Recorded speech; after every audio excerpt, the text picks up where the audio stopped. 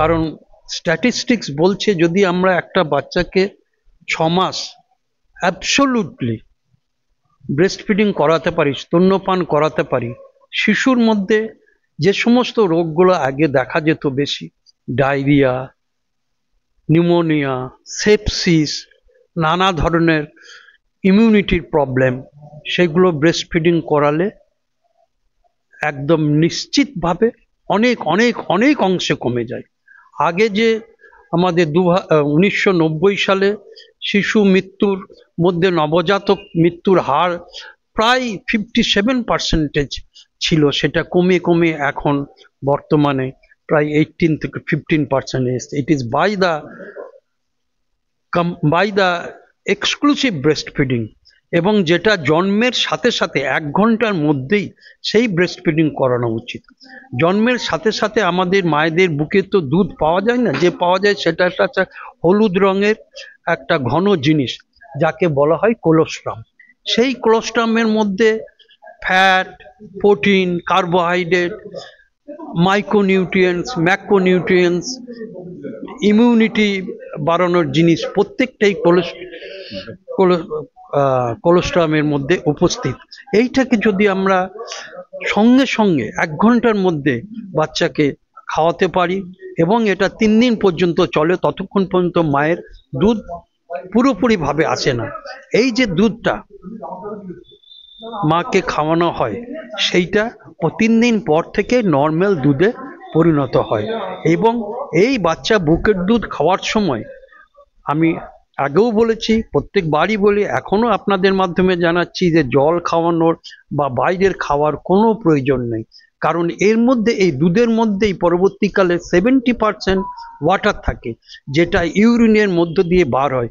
একটা বেবি যদি দিনে 8 থেকে 10 বার পেচ্ছাপ করে এবং মাসে যদি 1 কেজি করে ওজন বাড়ে, জানবেন যে তার বুকের দুধ ঠিক পরিমাণ মতো বাড়ছে। এবং যদি ধরুন একটা বাচ্চা জন্মের সময় যা ওজন ছিল সেইটা যদি 5 মাসে বা 3.5-4 মাসে গিয়ে দ্বিগুণ হয়ে গেল, আমরা অ্যাভারেজ বাচ্চা ধরি 2.75 কেজি থেকে 3.25 কেজি, এইটা অ্যাভারেজ, এবং এইটা তখন দ্বিগুণ হয়ে যায়। আর একটা কথা মনে করা উচিত, এটা আপনাদের মাধ্যমে আমি সকলকে জানাতে চাই, ব্রেস্ট ফিডিং ইজ স্পেসিফিক। মানুষের বাচ্চা মানুষের দুধ খাবে, কোনো অন্য প্রাণীর দুধ খাবে না। এবং এইটা আরও প্রয়োজনীয় বলা যে অনেক বাচ্চা এখন প্রিটার্ম বা যারা ওজন কম হয় তারা কিন্তু তার মায়ের যে দুধ সেই দুধই খাবে। একটা ম্যাচিওর বেবির যে দুধ তার যে ঘনত্ব, সেটা প্রিটার্ম বেবির দুধের ঘনত্ব সেম নয়। এবং মায়ের যে, আমরা অনেক সময় দেখা যায় যে একটা মিল্ক ব্যাংক থাকে, মিল্ক ব্যাংক থেকে যে দুধটা আমরা দিই প্রিটার্মকে, সেইটা প্রিটার্মের বাচ্চার পক্ষে উপকারী নয়। সেই মা, প্রিটার্ম মাদার, তার দুধটাই হচ্ছে বাচ্চার পক্ষে উপকারী। সেই জন্য breast feeding up to 6 month must.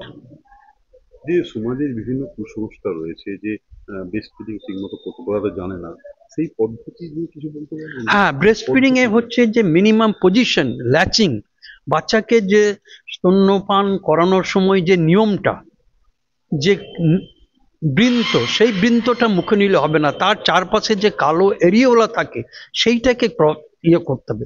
Breast feeding মূলত প্রোল্যাকটিন হরমোন দ্বারা তৈরি হয়। প্রোল্যাকটিন হরমোন দিয়ে বুকের দুধটা তৈরি করলো এবং অক্সিটোসিন হরমোন এই দুধটাকে বাচ্চার বুকে দিয়ে দিল। সেটা কোথায় বেশি থাকে? এরিওলার। সেই এরিওলারটি যদি বাচ্চা ভালো মতো ভাবে টানে, শাক করে, অটোমেটিক্যালি হুরুর করে দুধ চলে আসবে। এবং একটা বুকেরই দুধ বাচ্চার পক্ষে সাফিসিয়েন্ট। একটা মায়ের প্রথম 6 মাসে যে দুধ থাকে পার ডে প্রায় 600 থেকে 700 ml দুধ তারা দেয়। অতএব পরবর্তীকালে একটু কমলেও তখন আমরা সাপ্লিমেন্টারি ফিডিং অ্যাড করি। মায়ের সঙ্গে বাচ্চার যে ফিলিংস, সেটা কিভাবে সৃষ্টি হয়? Skin to skin contact. এই যে মায়ের যে গায়ের স্মেল, মা যে প্রেগনেন্সি অবস্থায় যা খেয়েছে তার যে সেই খাবারগুলো বাচ্চারা পরবর্তীকালে খায়। একটা মা আর বাচ্চার যদি স্কিন টু স্কিন কন্ট্যাক্ট করি, মায়ের গন্ধটা যদি পায়, বাচ্চা তখন বুঝতে পারে আমার মা এসছে। তখন ও মা হাতে নিলেই দেখবেন বাচ্চা চুপ হয়ে যাচ্ছে।